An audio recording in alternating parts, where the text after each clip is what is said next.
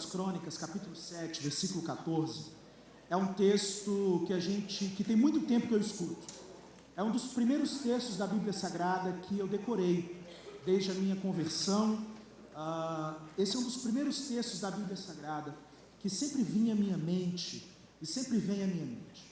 Só que existe um momento na nossa vida em que, à medida que a gente vai caminhando na vida cristã e na vocação ministerial, os propósitos de Deus para a gente vão ficando um pouco mais claros, vão ficando um pouco mais nítidos. Você não pode caminhar na sua vida cristã hoje do mesmo jeito que você caminhava quando você se converteu. Os versículos da Bíblia Sagrada têm que ter na sua boca, digamos, um gosto diferente do que tinha quando você se converteu. A Bíblia tem que falar mais com você hoje do que falava com você lá atrás. Existe um entendimento equivocado de que nós precisamos voltar lá atrás, de que esse é o padrão, que a gente precisa voltar a ser como a gente era antes. Ai Deus, como eu queria ser naqueles tempos quando eu me converti. Queridos, não se esqueçam que essa mensagem de voltar lá atrás e ser como era antes, era uma mensagem que foi dada a uma igreja que tinha se desviado. O propósito de Deus não é que a gente fique querendo ser como a gente era lá atrás. O propósito de Deus é que nós desenvolvamos a nossa salvação e que nós conheçamos mais dele hoje do que conhecíamos lá atrás. Que a gente tenha mais o Espírito Santo hoje do que tinha antes. Que a gente tenha mais conhecimento dele hoje como a gente tinha antes. Que o nosso relacionamento com Deus hoje seja mais intenso, mais estreito, seja mais íntimo do que era antes. E hoje a coisa está tão estranha que a gente vê muitas pessoas dizendo: ai, como eu queria voltar naquele tempo, no meu coração, aquela chama de quando eu me converti. Querido, se essa é a sua condição, se Deus para você hoje não te atrai mais do que atraía antes, saiba, você está espiritualmente enfermo. Nós não fomos feitos para voltar o que a gente era quando a gente começou. Aquela paixão, gente, olha só, aquela paixão dos primeiros momentos da fé, não é um lugar que a gente tem que voltar. Aquilo ali é o lugar de onde a gente parte. É dali para mais. É dali para mais. Meu Deus, pastor, como eu orava, como eu jejuava. Eu preciso voltar a fazer aquilo ali. Não, você não precisa voltar a fazer aquilo ali. Você tem que fazer mais do que aquilo ali. Mais. Deus tem mais para você do que ele tinha naquele tempo. Lembra o que foi dito no texto? Desenvolvei a vossa salvação. Nós vamos sendo transformados pelo Espírito na imagem de Cristo, de glória em glória. É um processo. Então, chega um momento, e quando a gente olha para alguns textos da Bíblia Sagrada, esses textos ganham um contorno novo na nossa vida. Eles começam a nos afetar. E esse texto é um texto que vem, nos últimos meses, me afetando. Eu tenho andado irrequieto, eu tenho andado... existe algo dentro de mim, porque, com relação ao que esse texto diz, eu estou orando, e eu sempre termino orando esse texto. Eu estou conversando com as pessoas, e vez ou outra, sou levado a esse texto. É como se o Espírito Santo tivesse me deixado cativo daquilo que ele tem a ministrar ao nosso coração nesse texto, e aquilo que esse texto está dizendo, e o contexto desse texto. Você sabe que, segundo das Crônicas, capítulo 7, está falando da inauguração do Templo de Salomão. A inauguração do templo, uma grande construção, com um grande propósito, uma grande solenidade, milhares e milhares de holocaustos, de sacrifícios foram realizados num momento tremendo, que a glória de Deus vem sobre o templo, as pessoas não conseguem ficar de pé. Salomão, que era o rei, que havia liderado esse processo, dizendo assim: olha Deus, eu sei que a sua glória, que o Senhor não cabe nesse templo, eu sei que o Senhor não cabe aqui, e toda essa intensidade espiritual, esse momento de avivamento espiritual sobre a vida do povo, e Salomão dirige a Deus uma oração, e Deus vai responder à oração de Salomão. Esse texto é uma resposta de Deus para Salomão, dizendo a Salomão: Salomão, os meus ouvidos estarão atentos a orações que forem feitas nesse lugar. Eu não estou estabelecendo esse lugar, Salomão, esse templo que você está vendo aí, eu não estou estabelecendo isso daí como ponto turístico. Fazer de algo parecido com o templo de Salomão ponto turístico é projeto humano. Deus nunca quis que um templo fosse ponto turístico. O que Deus queria era transformar aquele lugar numa casa de oração para todas as nações, para que pessoas de todos os povos, de todas as línguas, viessem àquele lugar, não para ficarem distraídas com a construção, mas para buscarem a presença do Deus que estava se manifestando naquele lugar. Aquele lugar era só o meio, o templo, o santuário era só o meio, o santuário não era o objetivo principal. Não era o objetivo principal. O objetivo principal era a presença de Deus e o relacionamento com Ele. E aí, Deus vai dizer assim para Salomão, que era bem provável que ele sabia que o povo se desviaria, que o povo trocaria muitas vezes aquela glória daquela casa pela glória de outros deuses.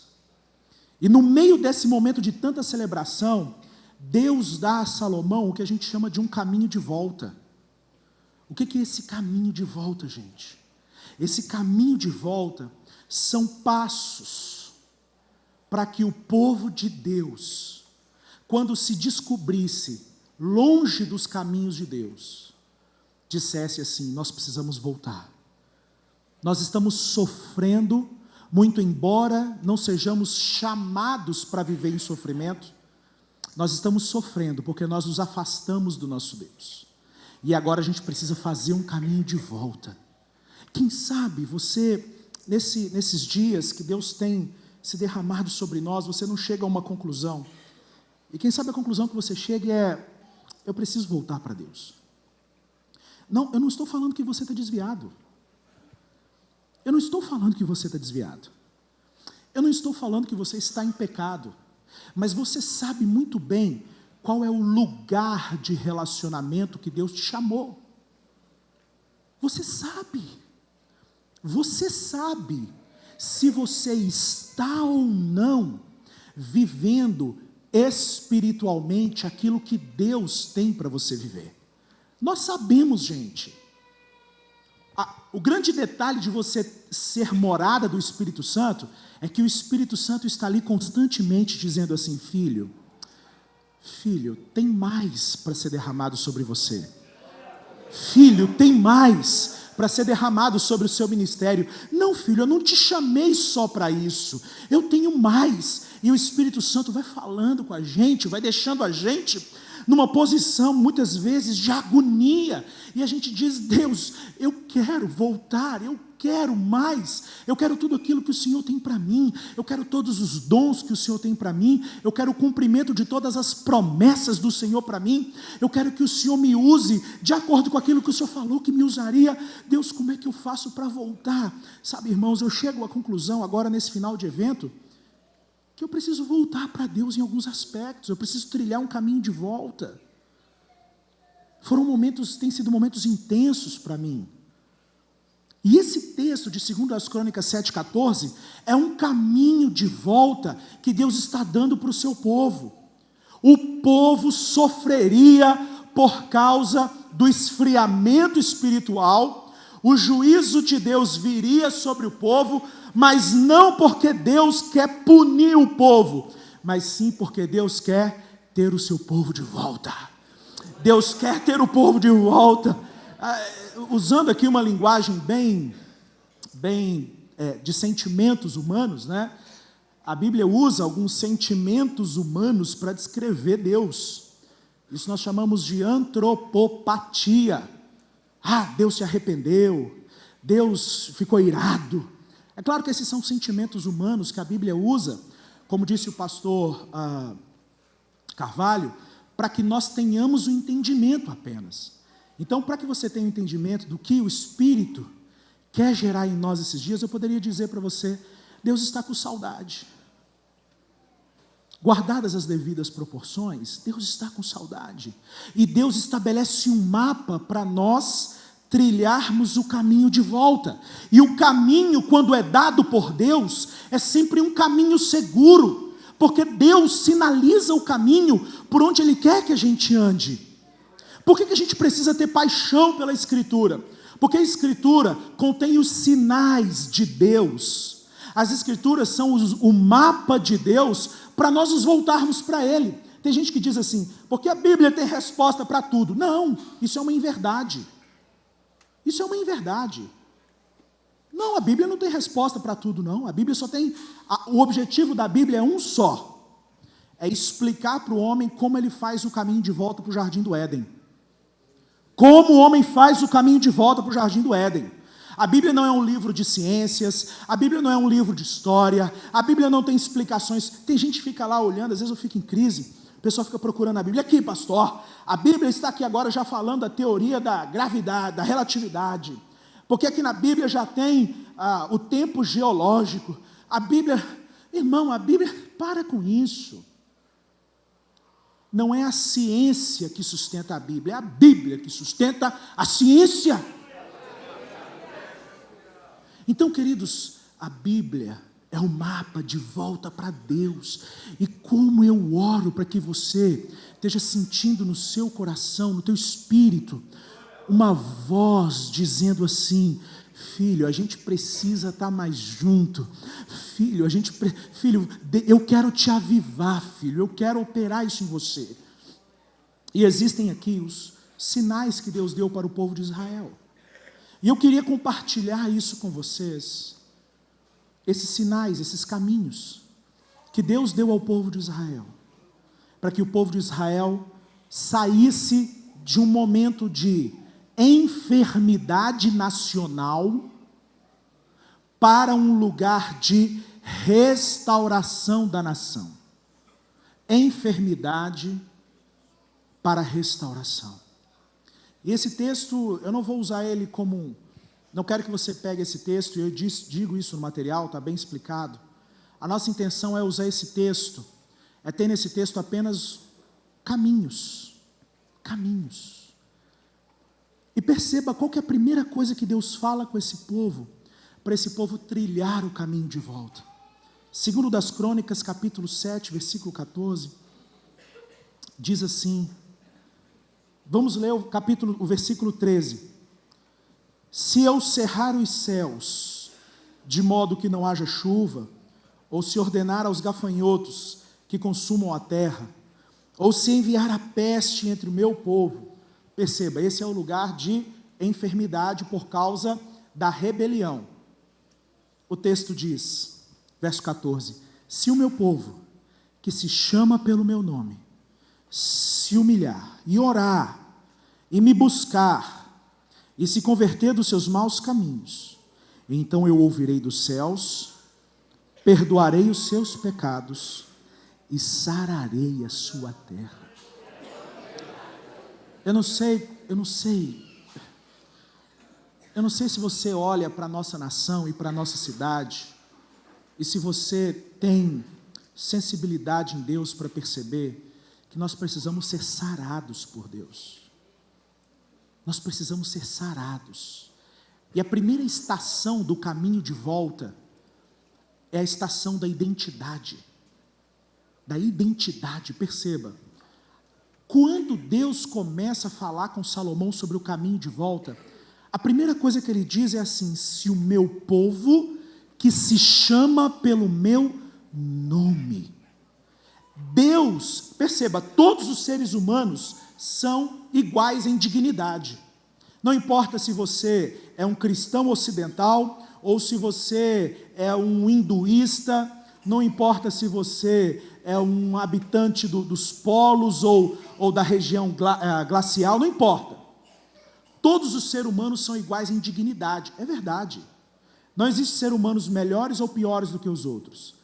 Agora, uma coisa a revelação bíblica traz para a gente: Deus tem um povo especial sobre a face da terra. Tudo que Deus quis fazer para trazer o homem de volta, Ele começou a fazer através de um povo. Através de um povo. E parece que a primeira coisa que o povo de Israel tinha se esquecido aqui, ou haveria de se esquecer aqui, é que eles eram um povo exclusivo. Eles tinham que entender qual era a vocação deles em Deus. Um dos grandes dramas que nós temos, e uma das grandes tragédias para a vida cristã, uma das tragédias para a igreja, é a igreja querer se posicionar no mesmo nível de outros grupos sociais. É melhor nós reconhecermos: Deus tem um povo diferente na cidade de Blumenau.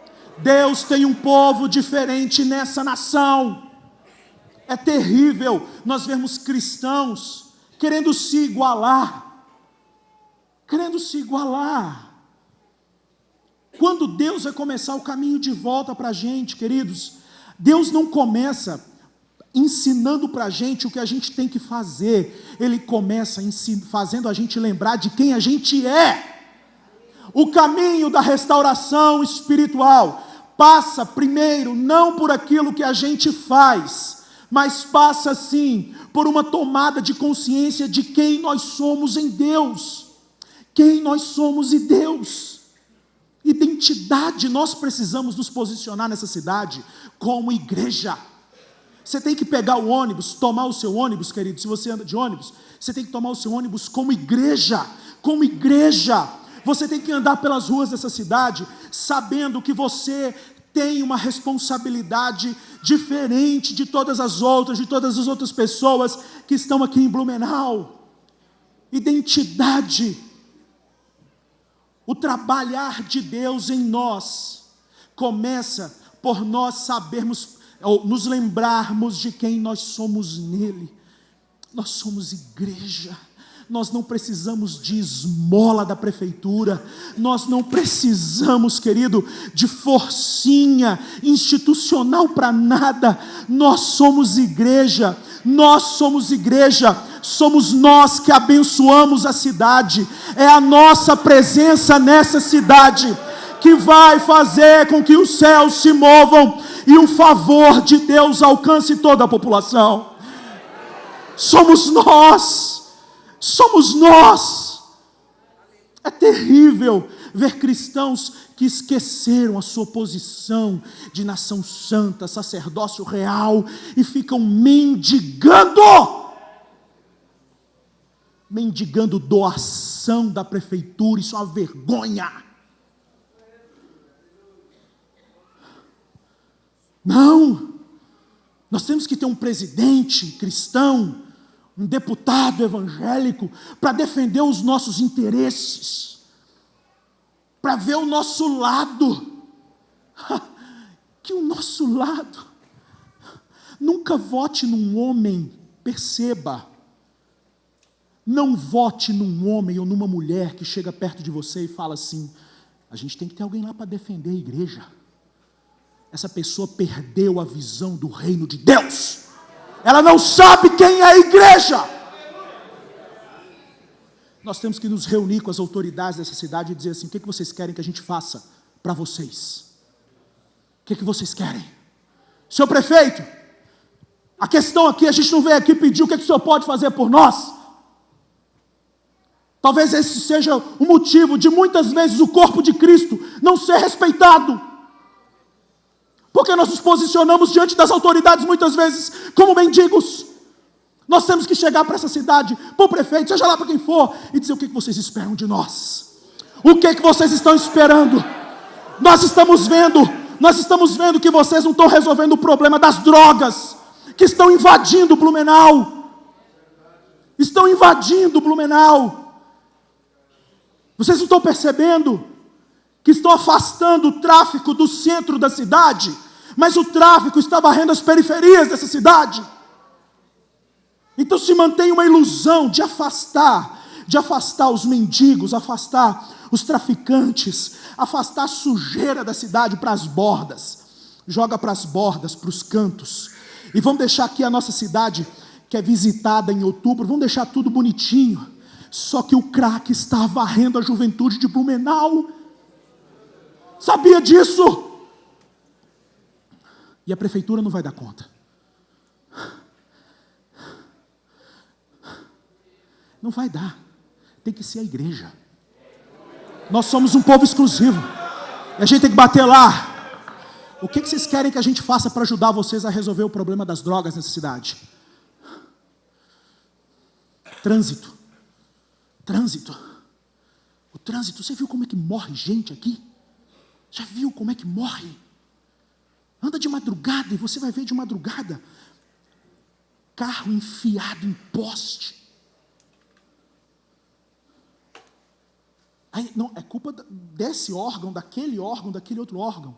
Queridos, quem repreende o espírito de morte agindo na cidade é a igreja. É a igreja. Deus tem um povo nessa cidade.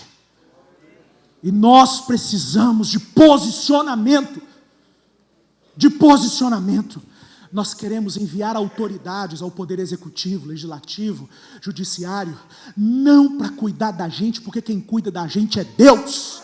Nós queremos enviá-los ao executivo, ao legislativo, ao judiciário, nós queremos elegê-los, nós queremos colocá-los lá, para que eles possam falar em nome do Senhor Jesus e dizer assim: eu estou aqui não a serviço da igreja, mas eu estou aqui servindo a cidade junto com a igreja, e o que vocês querem que seja feito por essa cidade? Deus tem um povo santo, e esse povo é herdeiro, esse povo não é mendigo. Não é mendigo. Se o meu povo que se chama pelo meu nome, lembre-se de quem você é em Deus. Perceba o que eu vou dizer para você.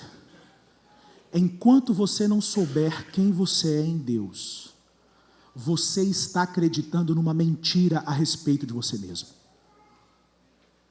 Nós só descobrimos quem nós somos de verdade quando a gente descobre quem a gente é em Deus.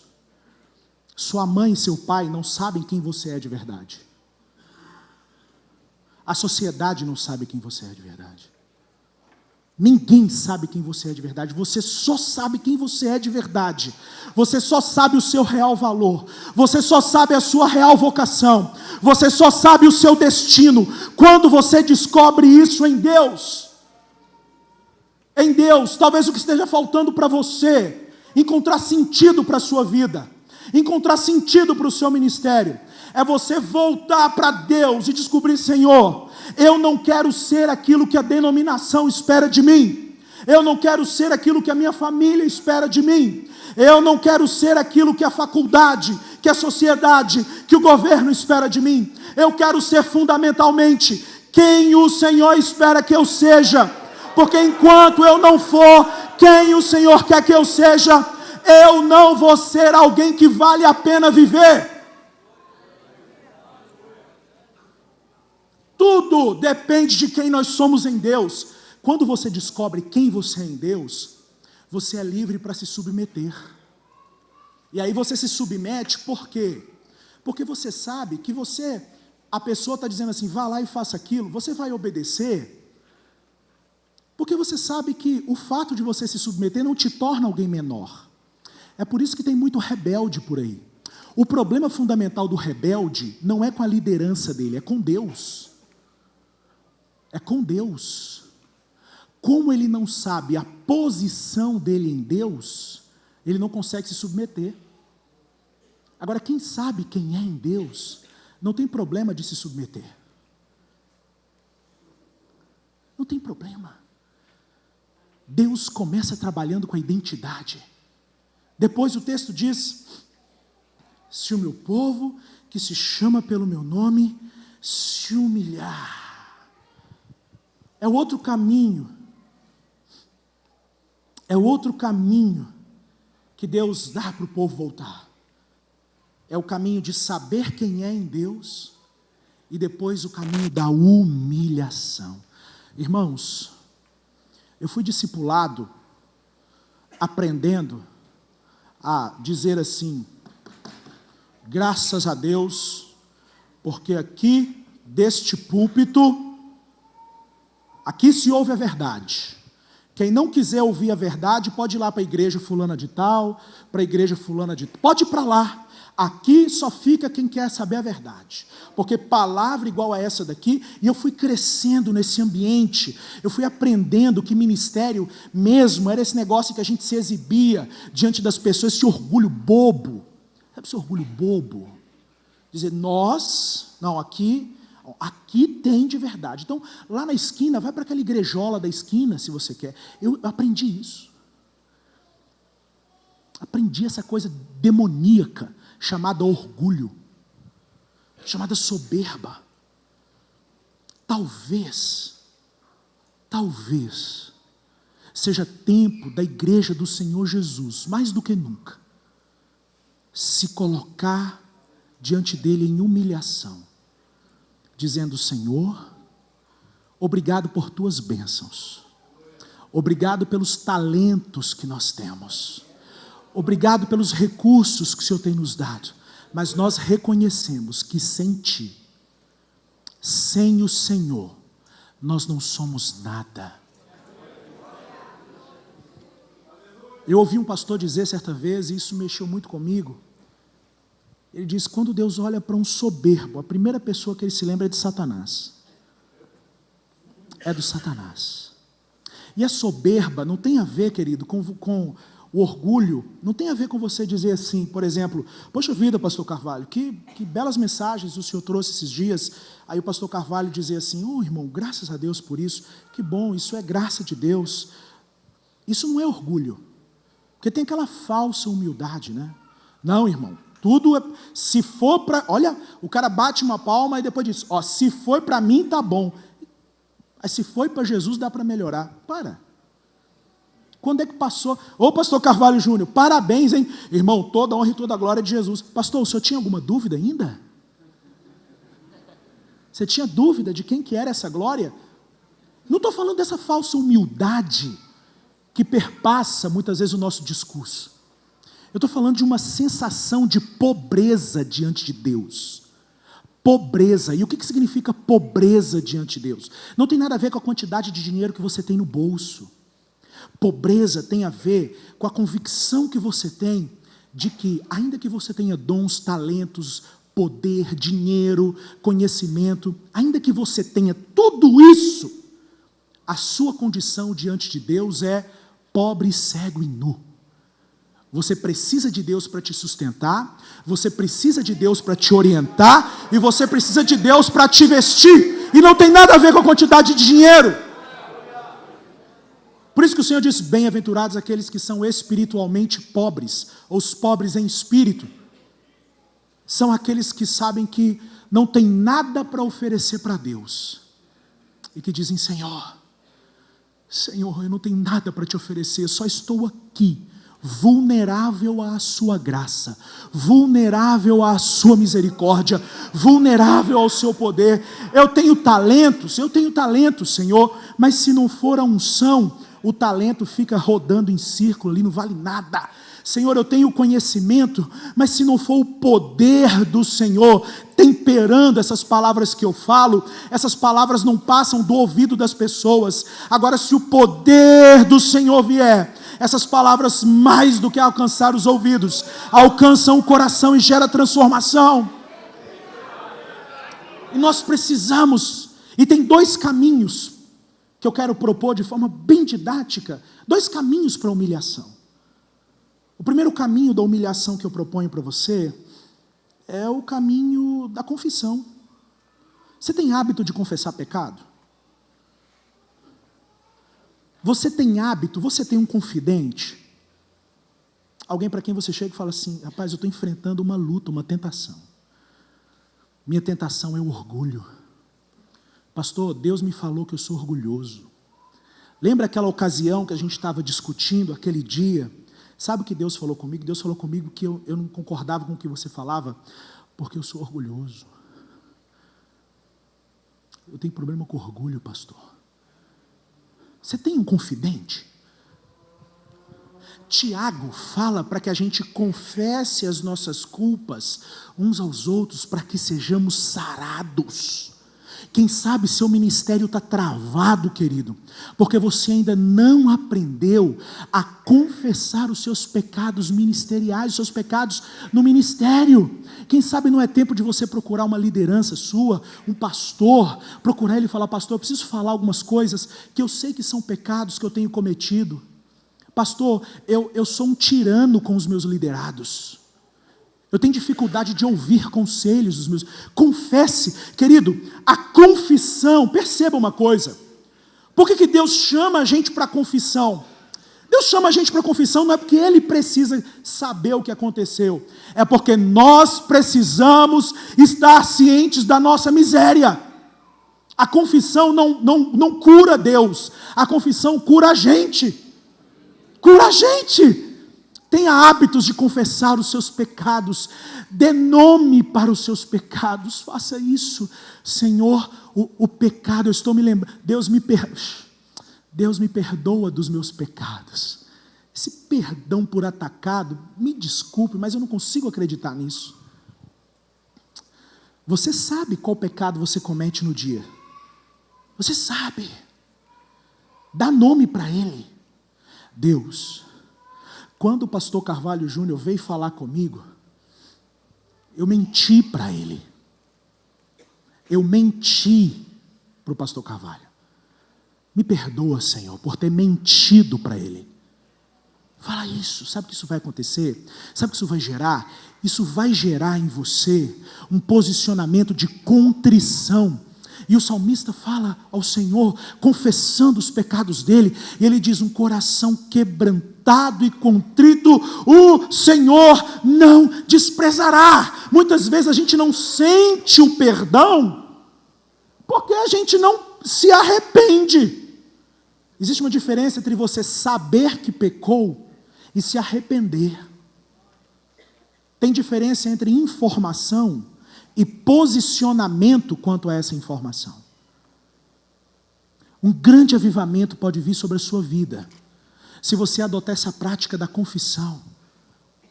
Existem pessoas sábias.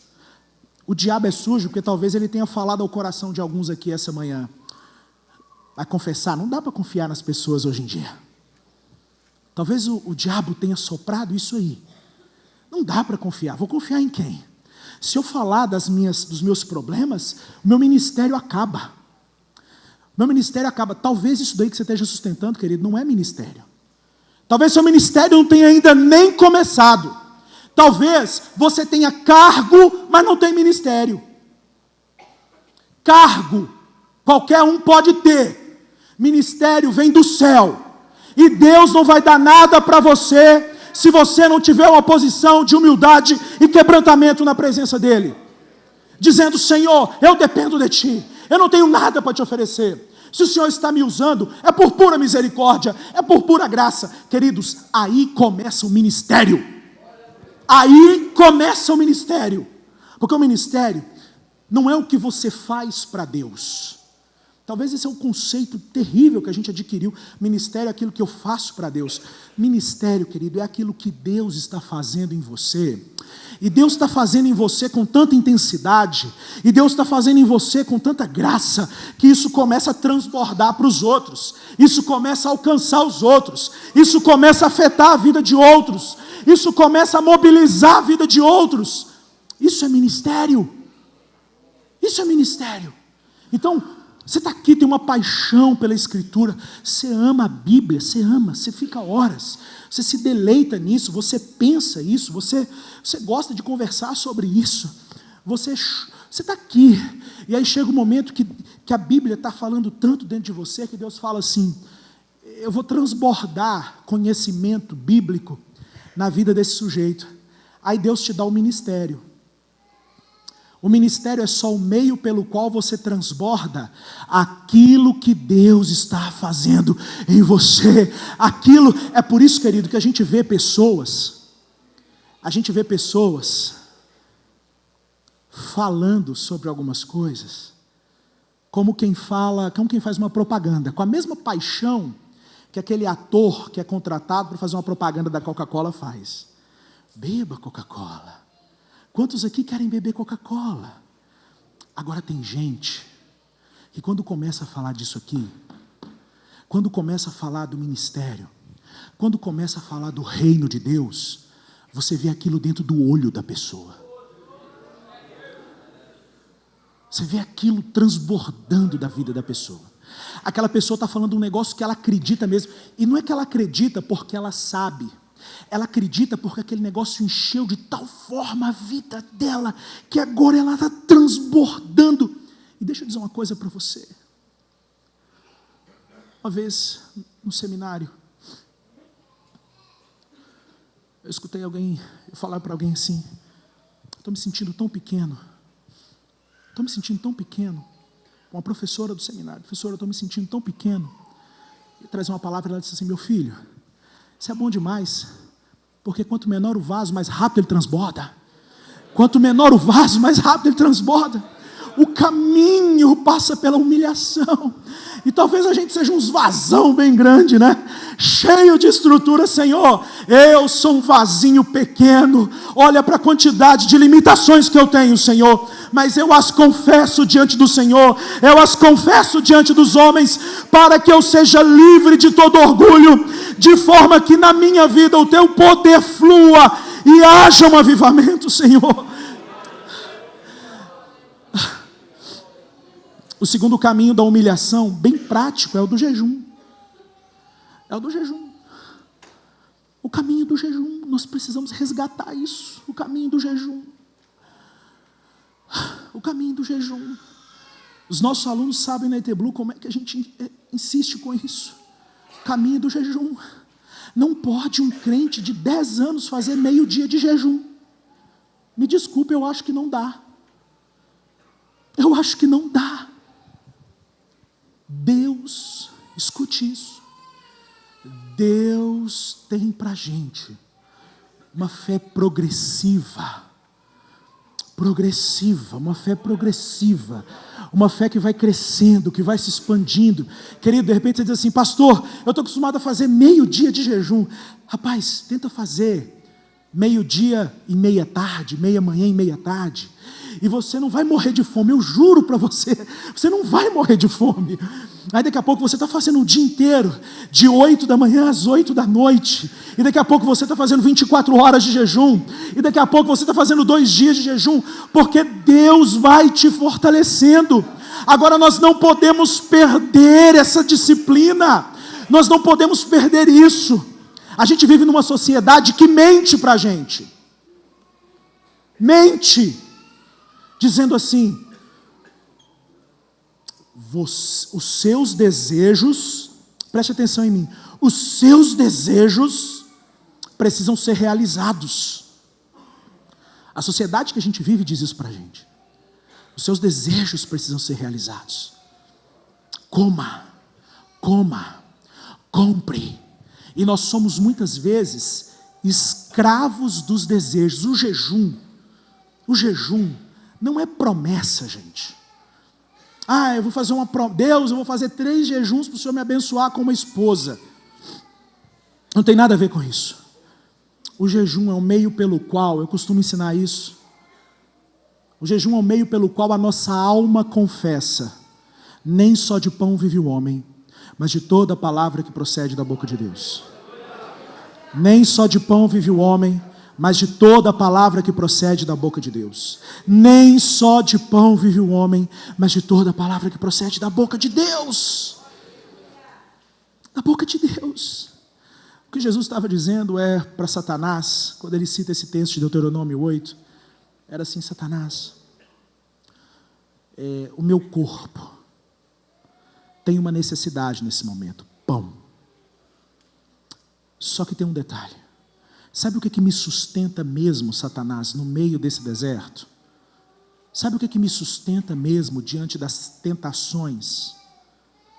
O que me sustenta aqui, Satanás, não é esse pão que eu posso transformar, que eu posso fazer através dessas pedras. Perceba, não era pecado Jesus usar o poder do Espírito para conseguir comida. Ele fez isso. Ele fez isso.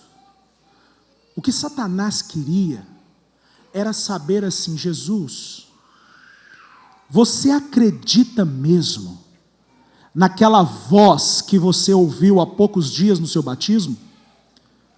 Jesus, o que está te sustentando aqui agora? O que está te alimentando aqui agora?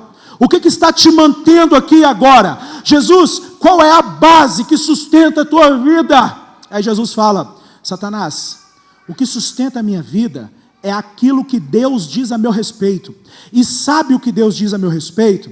Lá atrás, Deus disse: tu és o meu filho amado em quem me alegro.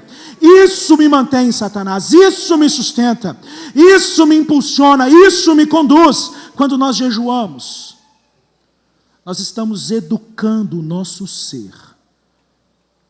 Nós estamos educando a nossa alma, o nosso corpo, o nosso espírito, a viver com essa consciência. Em última instância, o que me mantém de pé nessa situação, o que me mantém de pé diante desse problema, o que me mantém de pé no ministério, o que me mantém de pé na família, é o que Deus diz. Senhor, eu faço todos os meus desejos e todas as vozes que falam dentro de mim se calarem agora, porque a única voz que eu preciso ouvir é a tua. Fala, Deus. Fala, Deus. Por isso que eu não entendo o crente que jejua na frente da televisão. Não dá. É só passar fome. É só passar fome. Queridos, eu queria fazer uma oração nesse momento. Vamos parar aqui. Você tem o material? Você tem o material? Esse material tem bastante informações para você.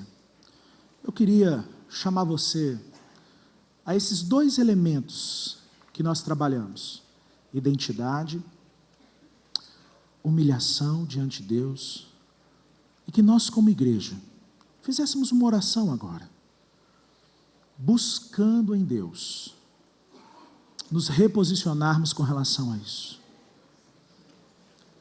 Buscando em Deus nos reposicionarmos, dizendo: Deus, nós somos a tua igreja nessa cidade, nós somos igreja. Senhor, nós não somos um povinho, nós não somos um povinho. Senhor, nós não somos mendigos nessa cidade. Nós somos sal e luz. Nós somos uma nação de sacerdote aqui em Blumenau. Senhor, faz alguma coisa. Senhor, quem sabe você nunca disse isso para Deus. Senhor, nos perdoa. Perdoa pela minha arrogância, Senhor. Perdoa-me, Senhor, por eu achar que... Querido, isso já aconteceu comigo. Perceba, olhe para mim. Isso já aconteceu comigo. Eu me lembro que, das primeiras vezes que eu conversei com amigos que ficaram em Belo Horizonte, colegas de ministério, e eles perguntavam para mim assim: Linderson, como é que é a igreja lá em Blumenau? Como é que é lá? Eu falei: rapaz... nós temos, na época eram 80 e poucas congregações quando eu cheguei, nós temos mais de 80 congregações na cidade. Uma máquina, é mesmo uma máquina. Rapaz, não tem igreja naquela cidade que tem talento musical igual na nossa igreja. Não tem. A banda que toca lá na nossa igreja sede, por exemplo, deixa para trás léguas e léguas. É mesmo? E aí, e fui. Chegou um tempo, isso eu estou falando de mim, isso é a minha experiência. Chegou um tempo que eu fui percebendo que eu tinha um orgulho dentro de mim, por Deus ter me dado a oportunidade de vir para Blumenau, servir na maior igreja evangélica da cidade. Orgulho, pastor, orgulho. Não. Nossa, a igreja tem um seminário, e lá vem pessoas de diversas nações. Rapaz, uma máquina.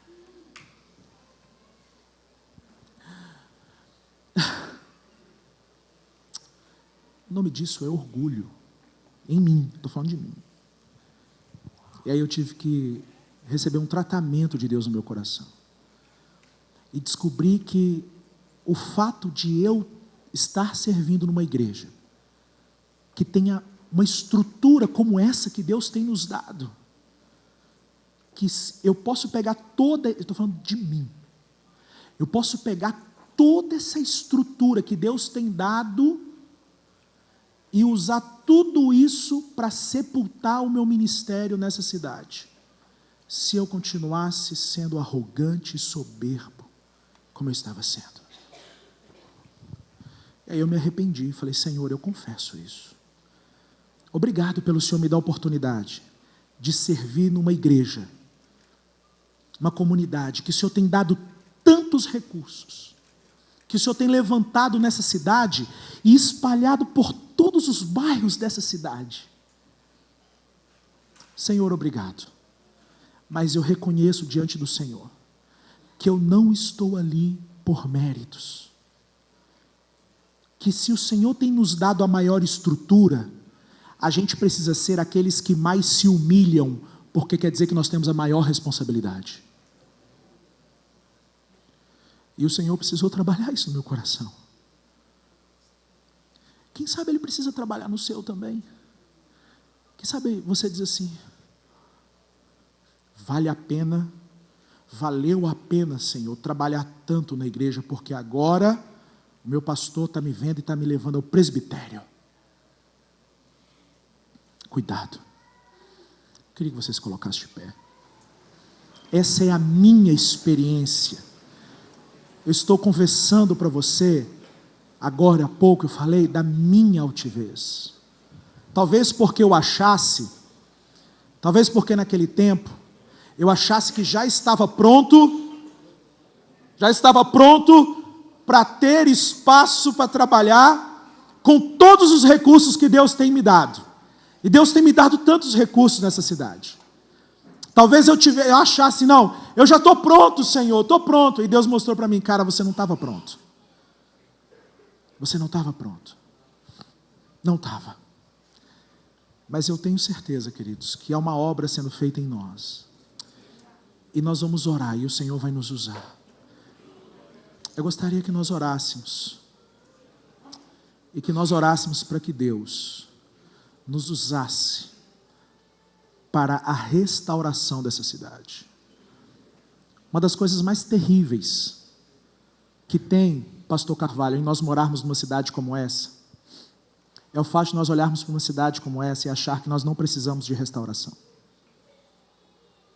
Nós não precisamos de restauração. Quem precisa de restauração e milagre é o povo que mora lá no fim do mundo, lá. Nós não precisamos de restauração, queridos.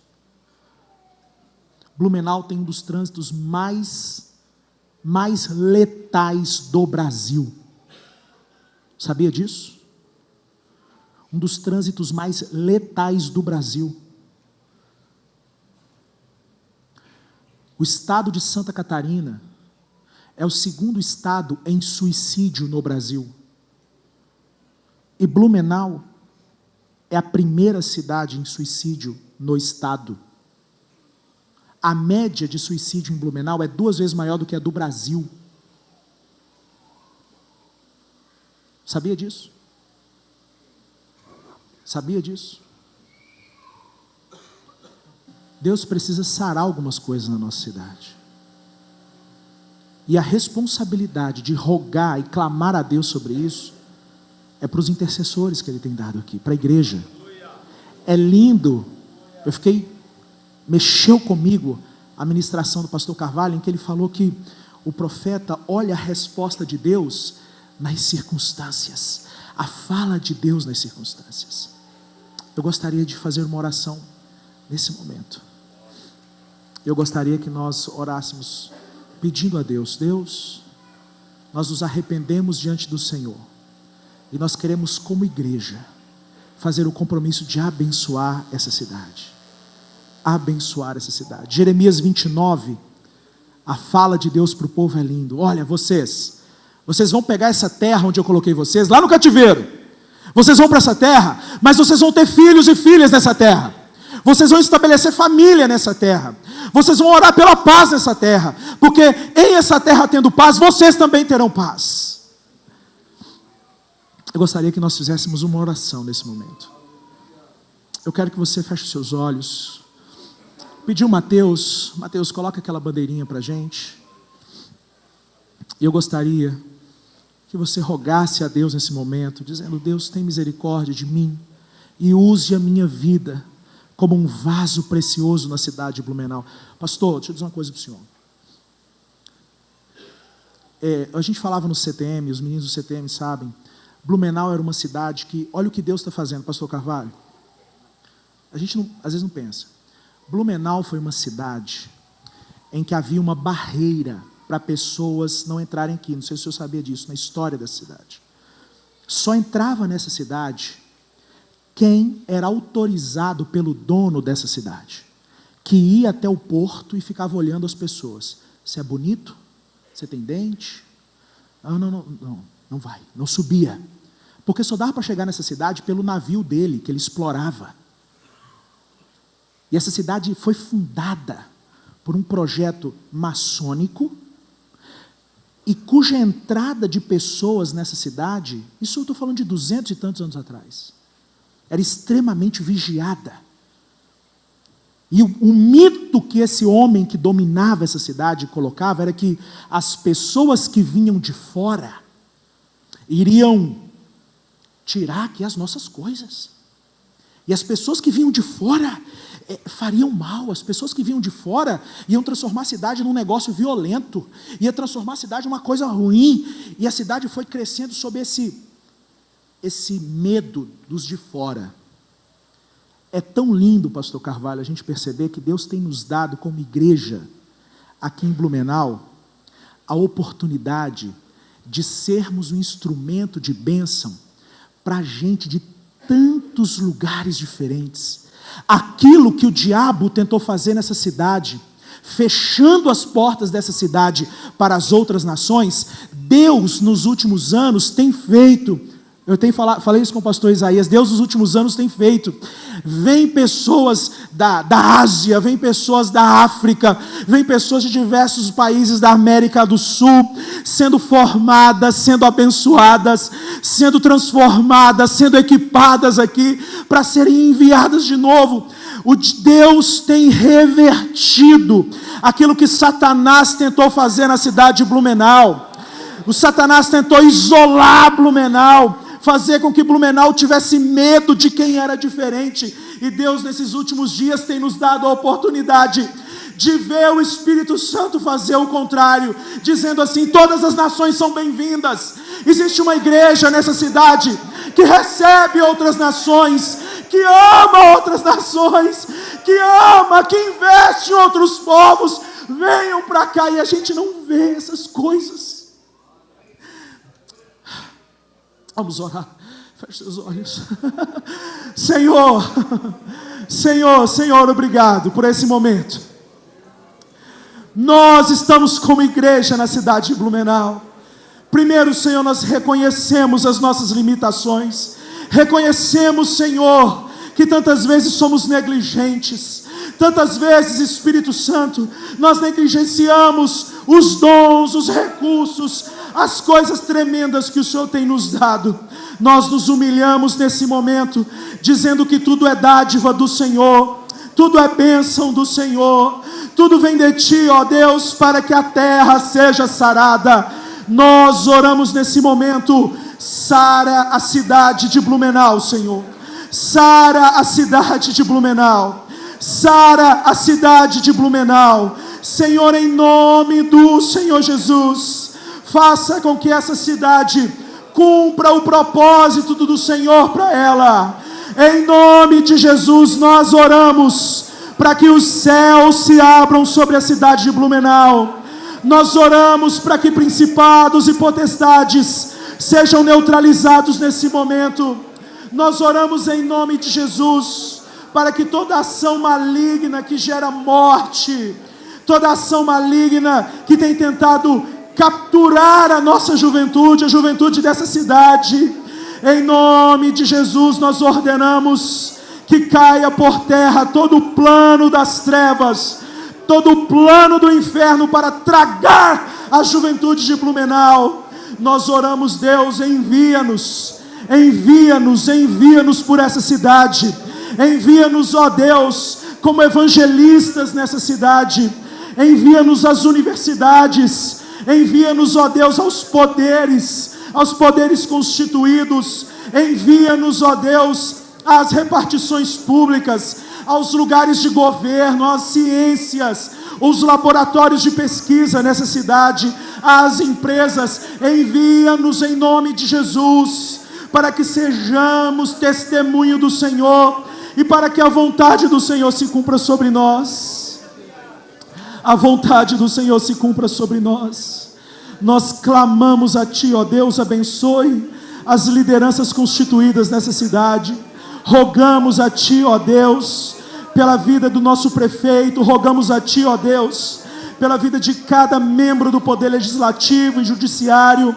Rogamos ao Senhor, ó Deus, para que o Senhor levante homens de governo comprometidos com o Teu reino, comprometidos com a Tua vontade, de forma, Senhor, que vejamos o projeto do Senhor se cumprindo e haja uma colheita sem medida na cidade de Blumenau, e haja uma colheita de adultos, de jovens e de crianças. Nós oramos, Senhor, dá-nos uma grande colheita de vidas na cidade de Blumenau.